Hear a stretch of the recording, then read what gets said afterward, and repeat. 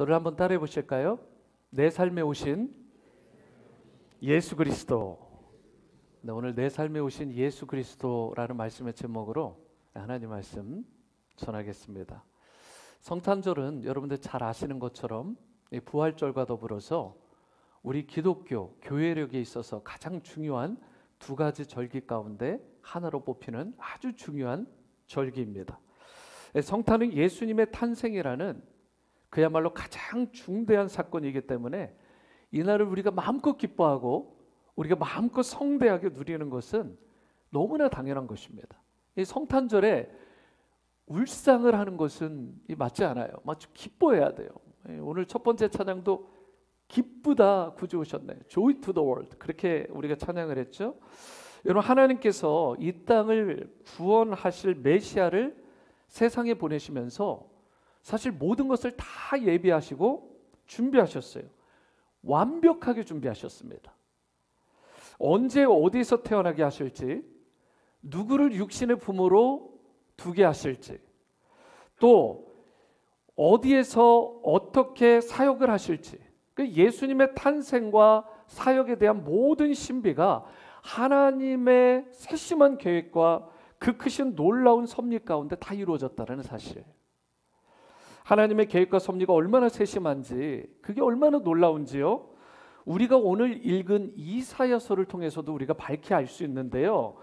이사야 선지자는 사실은 시대적으로 굉장히 절망스럽고 아프고 고통스러운 그런 시기에 그렇게 활동을 했던 이사야 선지자죠. 그런데 그런 속에서도 장차 태어날 한 아기에 대한 그 노래를 기쁨으로 소망 가운데 불렀던 선지자가 이사야 선지자입니다.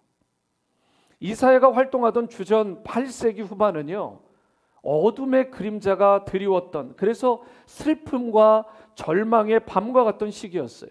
참 어두웠습니다. 유다는 내부적으로 정치, 종교, 사회 각 분야에서 심각한 갈등과 불의가 횡행했고, 그 시대 가장 큰 문제는 그 중에서도 영적 어둠이었는데, 어느 정도 어두웠느냐? 이스라엘 백성들이 거룩하신 하나님을 멸시하고 다 등을 돌렸어요.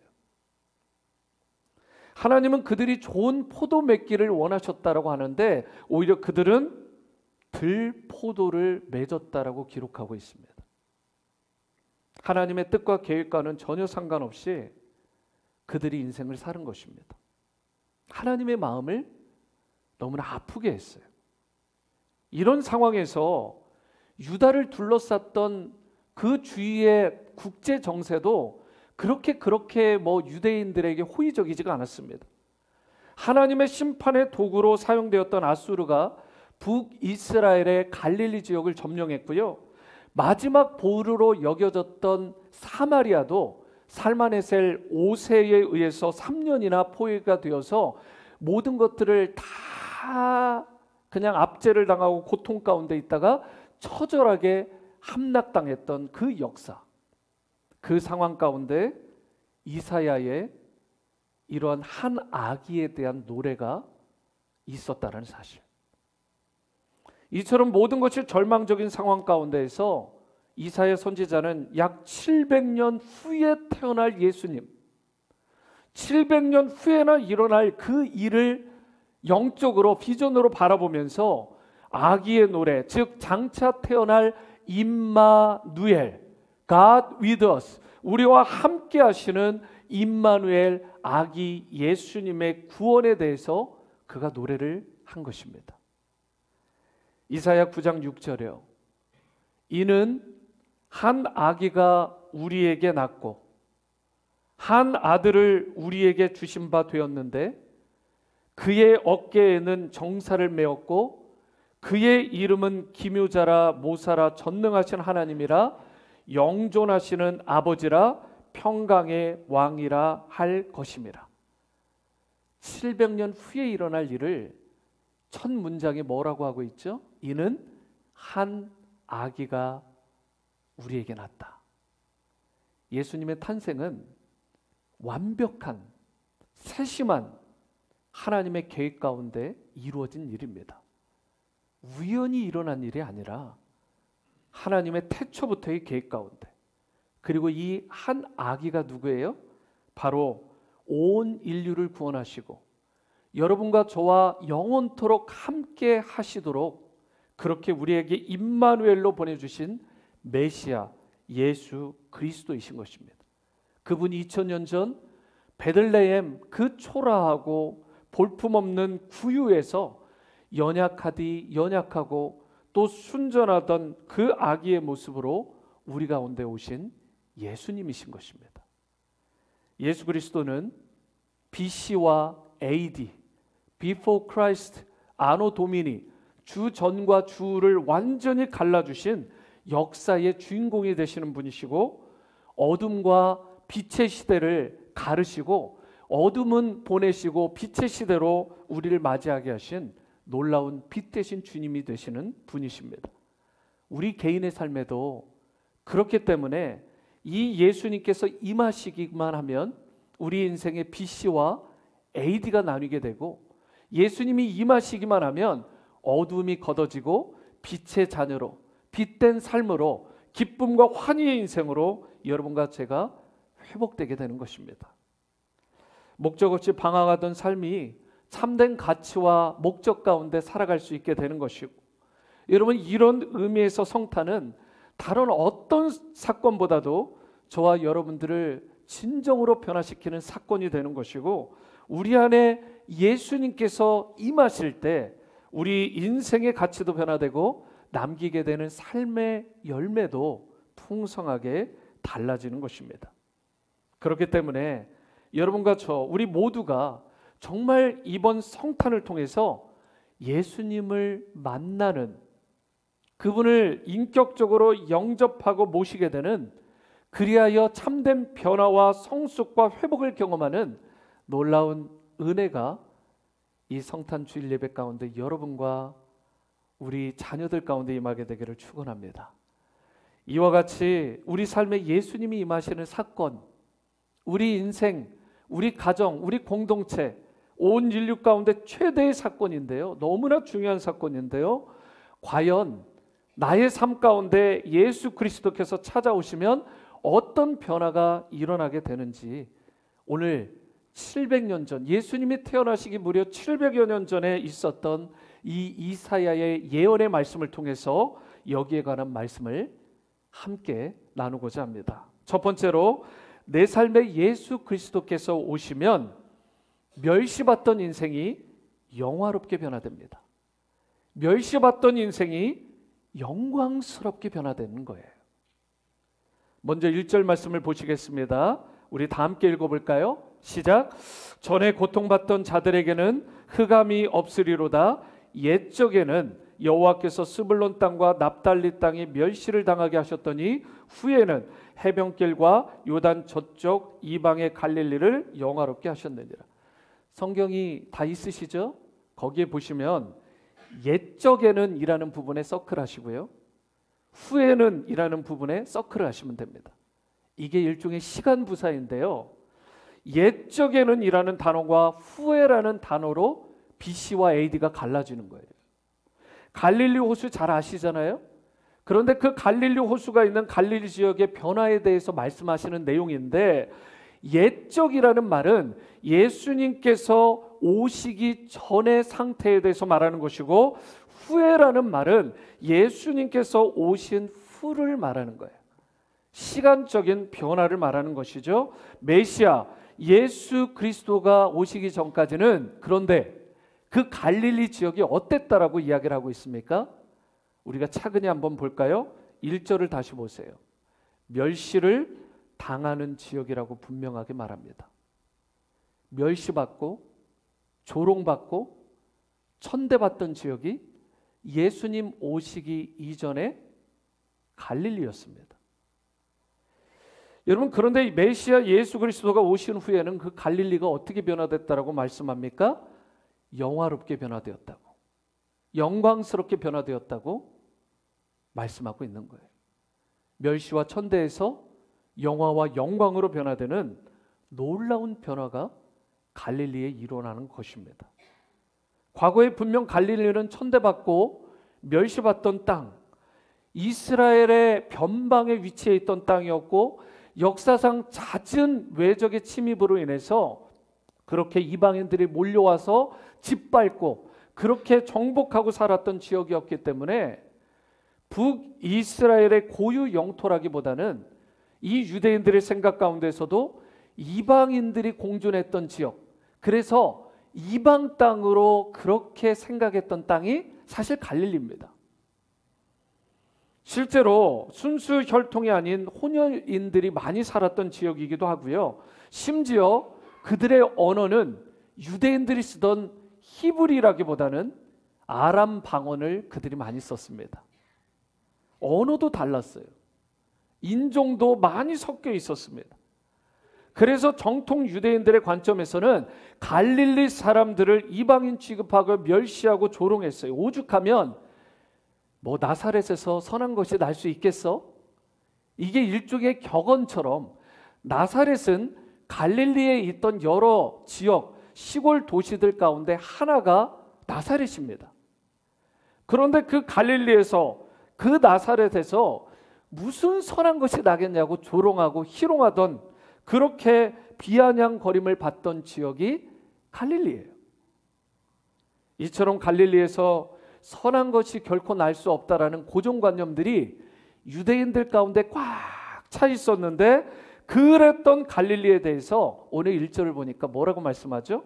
예수님이 오신 후에는 그 분위기가 완전히 반전이 일어난다. 영광스럽게 변화된다라고 말씀하는 거예요. 그리고 그 이유가 본문 2절에 이렇게 기록되어 있습니다. 흑암에 행하던 백성이 큰 빛을 보고 사망의 그늘질 땅에 거주하던 자에게 빛이 비치도다. 여기서 말하는 큰 빛이 뭐죠? 복음의 빛이에요. 예수님이 우리에게 주신 빛. 예수님께서 오심으로 말미암아 비춰주신 그 빛으로 말미암아 생명과 구원이 임하게 된 그 빛, 이 빛을 큰 빛이라고 말씀하는 것입니다. 그 빛이 임하시자 어떤 역사가 일어나요? 아수르의 침략으로 인해서 슬프고 근심되었던 그 심령들이 기쁨과 환희로 변화되게 된다는 것입니다. 여러분, 기쁨은 환경에 지배받는 게 아닙니다. 기쁨과 진정한 환희는 상황에 지배받는 게 아니에요. 환경을 넘어서서 우리가 기뻐할 수 있는 것입니다. 빛 대신 예수님께서 임하시면 이렇게 슬픔이 기쁨과 환희로 바뀌게 되는 거예요. 멸시받던 인생이 영화로운 인생으로 존귀하게 변화되는 것입니다. 예수님께서 내 삶에 임하시기만 하면. 여러분의 마음 가운데 혹시 근심과 슬픔이 있으신 분, 여러분 오늘 이 예배를 통해서 기쁨과 환희의 인생으로 놀랍게 변화되는 그런 귀한 은혜가 있게 되기를 축복합니다. 여러분들 가운데, 우리 가운데 내가 기쁨의 인생, 내가 환희의 인생으로 변화되기 싫다 이런 인생은 없잖아요. 우리 모두는 기쁨을 원하는데요. 부산 수영로교회 이규현 목사님이 쓴 힐링가시라는 책이 있습니다. 거기에 이런 내용이 있더라고요. 한국교회 성도들은 대체로 어둡습니다. 한국의 성도들은 은혜를 받으면 울지만 유럽의 성도들은 은혜 받으면 웃습니다. 요즘은 그렇지 않지만 예전에는 사진을 찍으려고 하면 모두가 웃다가도 금세 얼굴이 딱딱하게 굳어지며 인상을 쓰곤 했습니다. 여러분 이런 기억이 있으시죠? 이게 잘 안 웃어지는 사진을 들이대면, 저도 그런 경험이 있어요. 그런데 이 포인트를 잘 보셨더라고요. 그러면서 하시는 이야기가 우리 사이에 어둠이 있음을 느낍니다. 기쁨이 회복되는 역사가 일어났으면 좋겠습니다. 특히 아이들의 얼굴이 밝고 영이 묶이지 않았으면 좋겠습니다. 우리는 하나님의 사랑을 받은 자들입니다. 하나님이 구원의 복을 주셨습니다. 하나님의 영광스러운 자녀들입니다. 이것은 아무나 누릴 수 있는 특권이 아닙니다. 찬송의 옷을 입으시기 바랍니다. 찬송은 기쁨의 가장 확실한 표현입니다. 그리스도 앞에서 우리의 가장 좋은 모습은 기뻐하는 것입니다. 어린 자녀들이 내가 엄마 아빠의 자녀인 것이 정말 기뻐요, 정말 감사해요 라고 하는 것처럼 우리의 아빠 아버지가 되시는 주님 앞에서 내가 하나님 아버지의 자녀인 것이 너무 기뻐요, 너무 좋아요, 이렇게 기쁨을 표현할 수 있게 되기를 바랍니다. 그리고 이것이 바로 예배입니다. 우리가 기뻐하는 것, 예수 그리스도 안에서 행복해하는 것이 하나님이 가장 원하시는 것입니다. 저는 그러면서 이런 생각이 들었어요. 이 성탄의 계절에 우리가 회복해야 될 여러 가지가 있지만 그 가운데 하나가 이 기쁨과 이 평강과 환희가 아닐까. 하나님이 내 아빠 아버지이기 때문에 내가 그분의 자녀된 것이 너무 기뻐서 성탄의 주님께서 나를 자녀 삼아주시고 나에게 생명과 영원한 천국 백성이 되게 하신 이 놀라운 은혜로 말미암아 마음껏 기뻐하는 것, 상황과 환경을 뛰어넘어 기뻐하는 것, 이 하나님이 원하시는 것을 이루는 여러분과 제가 될 수 있게 되기를 바랍니다. 여러분, 예수님 만나기 전에는 갈릴리가 어떤 지역이라고 말하고 있어요? 멸시받던 땅, 천대받던 땅, 그랬는지 몰라요. 하지만 예수님이 오신 뒤로는 어땠다고요? 영화롭게 되었다, 완전히 변화됐다는 뜻입니다. 실제로 어떤 역사가 있었죠? 예수님께서 복음 사역, 하나님의 천국 복음을 전했던 이 복음 사역을 시작하실 때 예루살렘 한복판이나 유대 땅에서 복음 사역을 시작하신 게 아닙니다. 여러분, 예수님께서 복음 사역을 어디에서 시작하셨죠? 갈릴리입니다. 천대받던 땅, 멸시받던 땅, 선한 것이 날 것이 없다라는 조롱받던 그 땅에서 바로 복음의 사역이 시작되었어요. 예수님께서. 그리고 가장 먼저 회당에 들어가셔서 예수님께서 티칭하신 곳, 그 회당의 이름이 나사렛 시골에 있던 회당이었는데 그곳이 바로 갈릴리잖아요. 예수님이 가장 먼저 천국에 대해서 또 복음에 대해서 선포하셨다라는 또 그 지역을 가리킬 때 스불론과 납달리 지경 해변이라고 말씀을 하고 있는데 그 불려진 해변이 사실은 갈릴리 해변을 말하는 것입니다. 예수님이 제자를 부르신 곳이 어디입니까? 이제 이쯤 되면 답이 나오셔야죠. 예수님이 제자를 부르신 곳 갈릴리입니다. 예루살렘도 유대 땅도 아닌 갈릴리에서 부르셨어요. 최초의 이적과 기적을 행하신 곳은요, 가나의 혼인잔치 기억하십니까? 가나가 어디 땅이에요? 갈릴리입니다. 여러분, 오병이어의 기적을 베푸신 곳은요, 갈릴리예요. 수많은 약한 것들은 회복하시고 악한 것들은 내어 쫓으셨던 그런 놀라운 역사의 현장이 어디였습니까? 성경을 잘 보시면 갈릴리입니다. 지금도 예수님께서 여러분과 저의 삶 가운데 지금도 찾아오시면 이런 놀라운 변화가 일어나게 되는 줄로 믿으시기 바랍니다. 갈릴리 같았던 볼품없고 천대받았던 존재가 존귀하고 아름답게 변화되는 거예요. 기쁨의 인생으로 회복되는 것입니다. 여러분과 제가 존귀하게 되는 것은 나에게 주어진 환경이라든가 그런 배경 때문이 아니에요. 어떠한 업적이나 그런 나에게 주어진 스펙이나 지위 때문이 아니라는 것입니다. 예수님이 오셔야 돼요.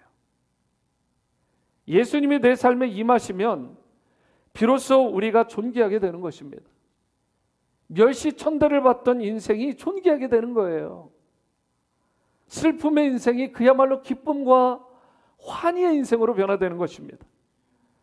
이런 의미에서 반드시 내가 만나야 될 분, 우리가 영접해야 될 그분은 바로 예수 그리스도이십니다. 오늘 멸시와 천대받던 갈릴리를 영화롭고 빛나는 갈릴리로 변화시켜 주신 예수님께서 여러분의 가정 가운데, 여러분의 삶 가운데 임하시게 되기를 축복합니다. 그리하여 어떠한 어둠과 슬픔과 근심도 다 떠나가고 빛나고 영화롭고 영광스러운 감격의 인생들로 세워지는 오늘 이 시간 이후의 삶이 될 수 있게 되기를 주님의 이름으로 축원합니다. 두 번째이자 마지막은 내 삶에 예수 그리스도께서 오시면 저를 따라해 보시죠. 억압받던 인생이 기쁨으로 변화됩니다. 3절 말씀도 함께 읽습니다. 시작. 주께서 이 나라를 창성하게 하시며 그 즐거움을 더하게 하셨으므로 추수하는 즐거움과 탈취물을 나눌 때의 즐거움 같이 그들이 주 앞에서 즐거워하오니. 여기에 즐거움을 더하게 하셨다 이런 말씀이 나오죠. 즐거움, 이게 뭐죠? 기쁨이잖아요. 이 기쁨과 즐거움 같은 거 아닙니까? 근데 그냥 즐거움이 아니죠. 백성에게 임한 즐거움은 추수할 때의 즐거움과 탈취물을 나눌 때의 기쁨과 같다. 여러분 1년 동안 농사를 지어보셨나요? 저는 농사를 지어봤습니다. 저희 집에 땅이 없어서 이렇게 빌려가지고 하는 거 있잖아요. 땅 몇 개 이렇게 몇 필 빌려가지고 농사를 지어봤는데 1년 내내 수고해야 돼요. 겨우내 준비하고 봄이 되자마자 심고 중간중간 피를 뽑아주고 태풍이 오면 막 염려하고 걱정하고 그러다가 가을이 됐을 때 햇빛이 제대로 들지 않으면 또 염려하고 이렇게 계속해서 1년 내내 전전긍긍 거기다가 사랑을 쏟고 애정을 쏟고 모든 에너지를 쏟아 집중을 해서 겨우 가을 말이 되면 걷어지는 그 수확. 여러분 그러면 어떻게 되는 줄 아세요? 1년 동안의 모든 시름이 다 사라집니다. 모든 그동안의 수고가 생각이 나지 않아요. 너무나 기쁘고 너무나 감격스러운 거죠. 이 알곡을 거둘 때의 그 추수의 기쁨. 여러분 그런데 오늘 성경에서 이 추수의 기쁨 그리고 탈취물을 얻을 때의 기쁨과 같다라는 이 기쁨, 그 기쁨의 근원, 그 이유가 뭐라고 이야기를 하느냐? 4절 말씀을 보세요. 이는 그들이 무겁게 맨 멍에와 그들의 어깨의 채찍과 그 압제자의 막대기를 주께서 꺾으시되 미디안의 날과 같이 하셨습니다. 이렇게 이야기를 합니다. 하나님께서요, 우리 주님께서 백성들이 맨 멍에 꺾어버리신다는 거예요. 여러분 어깨 무겁지 않으세요? 이 우리에게 있는 요크를 그 무거운 멍에를 꺾어버리신대. 우리 어깨를 짓누르는 채찍과 같은 것들을 꺾어버리시고 압제자의 막대기를 꺾어버리신답니다. 주님께서 모든 전쟁을 또한 그치게 하시고 전쟁이 없는 평화의 시대를 열어주시는 거예요. 이거는 피지컬한 우리가 눈으로 보이는 이 세상의 전쟁만 말하는 게 아니잖아요. 우리 인생 가운데 얼마나 전쟁이 많습니까? 치열한 전쟁들, 영적 전쟁도 그 전쟁이고. 그런데 그 전쟁 가운데 다시는 그런 전쟁으로 인한 피로감이 없도록 평화의 시대를 활짝 열어주시겠다고 주님께서 약속하시는 거예요. 어떻게 할 때요? 주님이 임하시면, 예수님이 내게 임하실 때 이 일이 이루어진다는 것입니다. 세상의 어떤 방법으로도 내 멍에 채찍, 나를 압제하는 모든 수단들을 꺾을 도리가 없습니다. 예수님이 임하셔야 돼요. 예수님께서 임하실 때 새로운 평강, 진정한 행복과 기쁨이 우리 가운데 샘솟듯 회복되는 것입니다. 그럼 하나님께서 누구를 통해 이 일을 하신다고 하냐고요? 다시 한번 이 역전의 회복과 평화의 시대를 이루시는 분, 성경에서는 그분을 임마누엘, 한 악이라고 이야기를 하고 계시고 그분의 삶에, 그들의 삶 가운데 임하신 이 예수 그리스도를 통해서 참된 해방과 자유와 기쁨이 주어진다고 말씀하는 것입니다. 역사적으로 이스라엘은 거의 대부분의 날을 항상 압제당하고 외적의 침공을 당하고 고통 가운데 있었잖아요. 남쪽에는 누가 있었나요? 이 유다, 이스라엘의 지도 가운데 남쪽 애굽이잖아요. 그렇죠?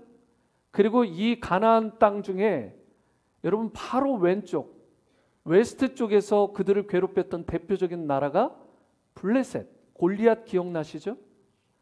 그리고 북쪽에는 아수르가 있었고, 그리고 그 북쪽과 동편 쪽으로 아수르가, 그러니까 지금 이사야가 사역하는 당시는 아수르가 정복할 때입니다. 지배할 때예요. 그런데 아수르가 패망할 때쯤에 와, 이제는 우리 가운데 진짜 자유가 임하겠지라고 생각했는데 웬걸요? 바벨론이 임했어요. 그래서 이스라엘 압제합니다.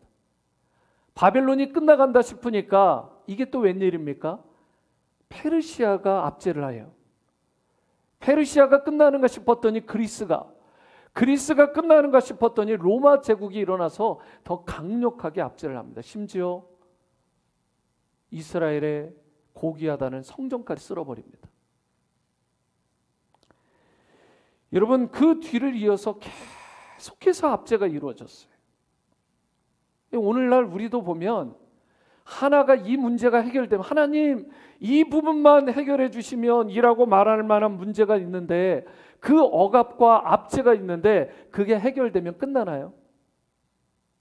또 다른 바벨론, 또 다른 페르시아, 또 다른 그리스와 로마와 같은 그 압제와 멍해가 우리 가운데 있는 게 사실 아닙니까? 2022년을 마무리하면서 곰곰이 묵상을 해봤어요.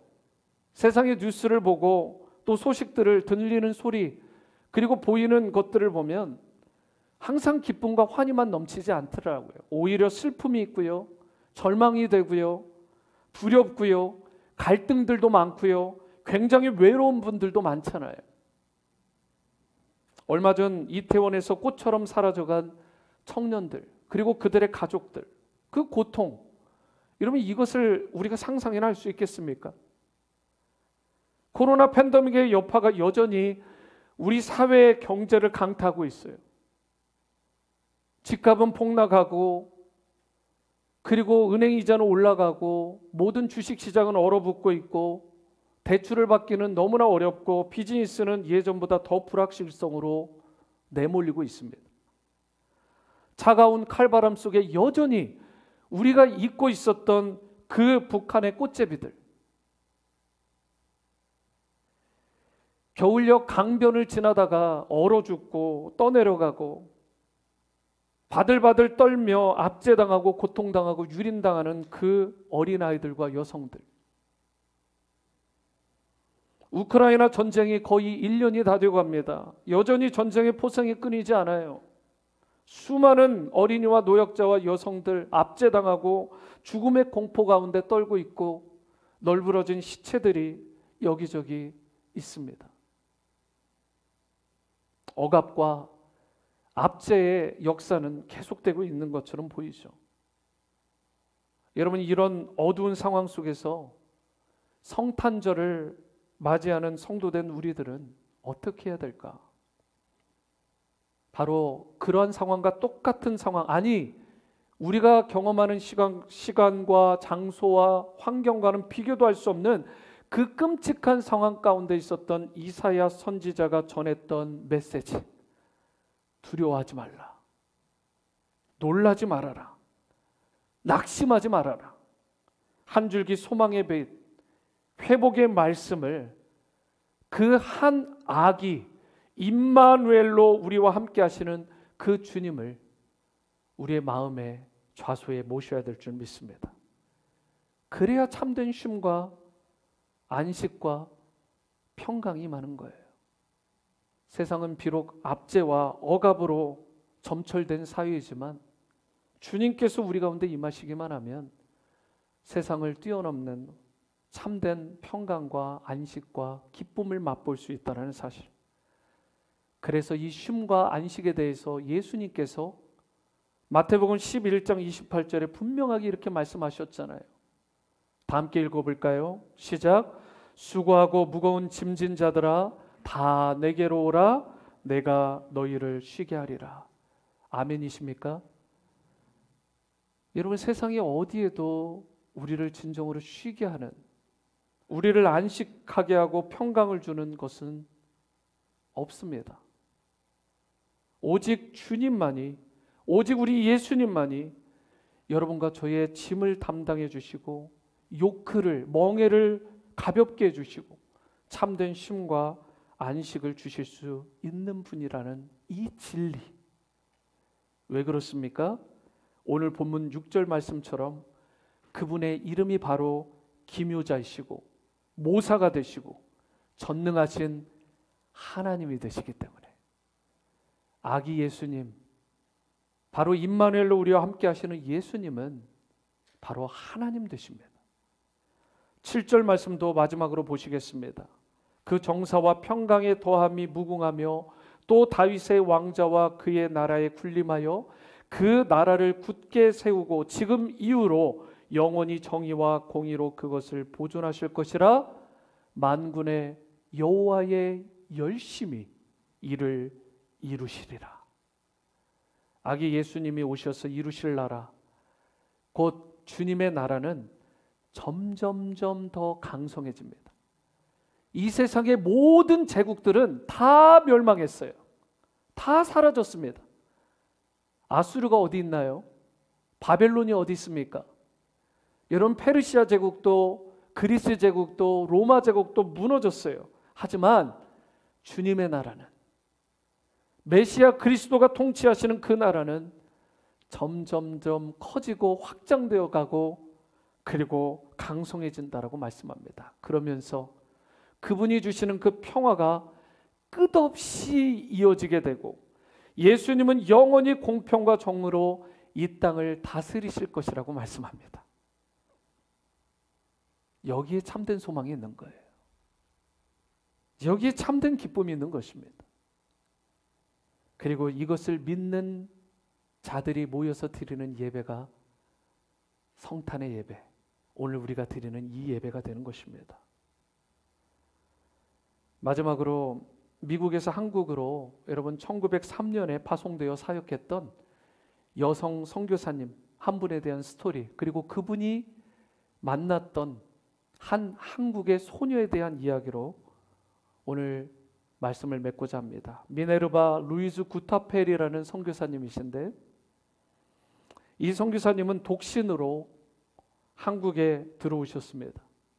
그 당시 풍토병으로 수많은 사람들이 죽어나갔고 정말 고통 가운데 신음하던 이 땅, 본인의 생명도 담보할 수 없었던, 안전을 담보할 수 없었던 그 시기에 와서 병자들이 득실되는 동대문 부인병원에서 주로 활동하면서 선교 사역을 하신 분입니다.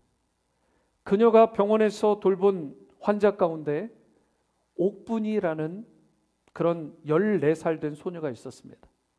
오늘 연주했던 아이들 나이 정도 되는 거죠. 가난 때문에 부잣집에 노비로 팔렸던 옥분이 두 손과 발 하나가 동상에 걸려서 병원 앞에 버려졌습니다. 집주인이 이제 더 이상 쓸모가 없다고 버려버린 거예요. 예전에 이런 일 많았잖아요, 여러분. 솔직히 우리 조상 때.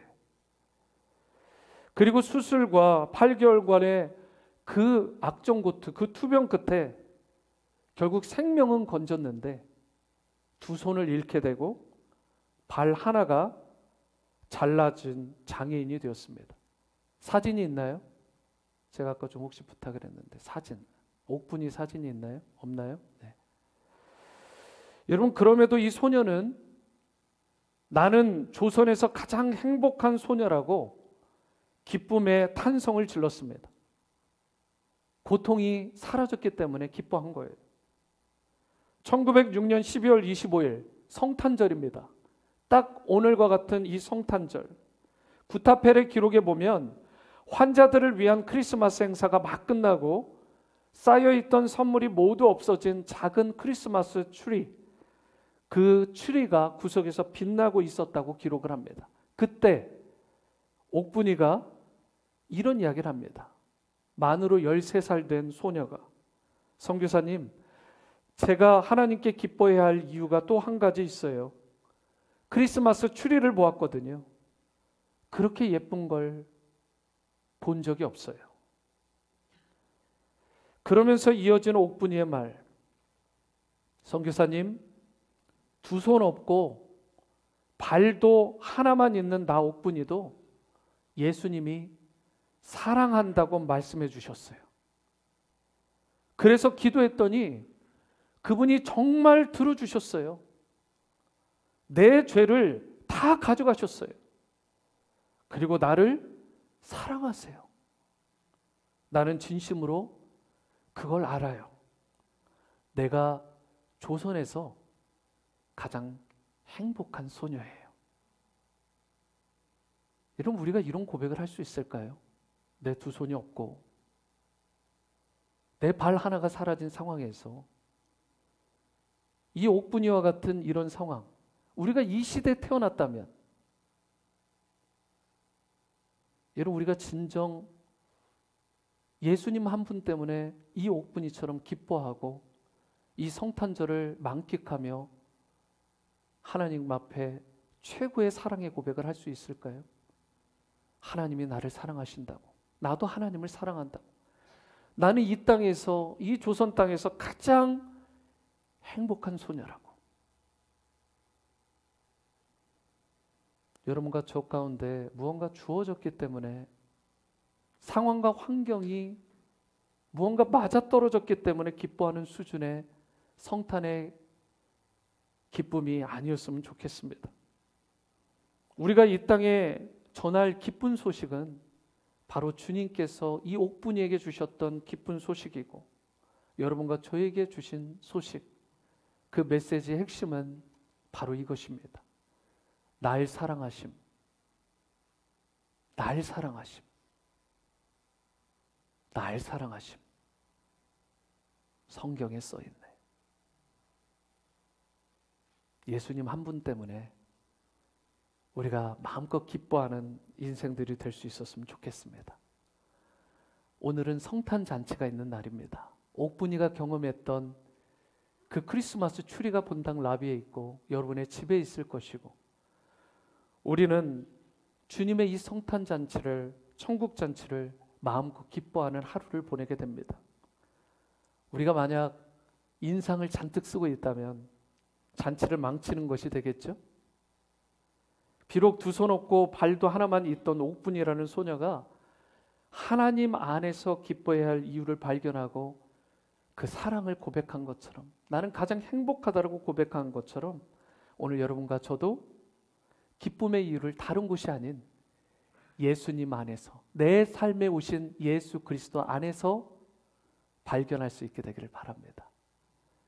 그래서 얼굴이 기쁨으로 바뀌고 내 마음의 심령의 깊은 곳도 기쁨으로 회복되어서 즐거운 잔치집의 신랑 신부와 같은 그런 모습으로 일평생 기쁨으로 살아가시며 주님을 찬양하시고, 또한 나에게 주신 이 기쁨의 복된 소식, 날 사랑하심, 날 사랑하심, 그 예수님을 이 땅에 전하고 나누는 여러분과 저의 삶이 될 수 있게 되기를 이 성탄 주일에 존귀하신 예수님의 이름으로 축원합니다.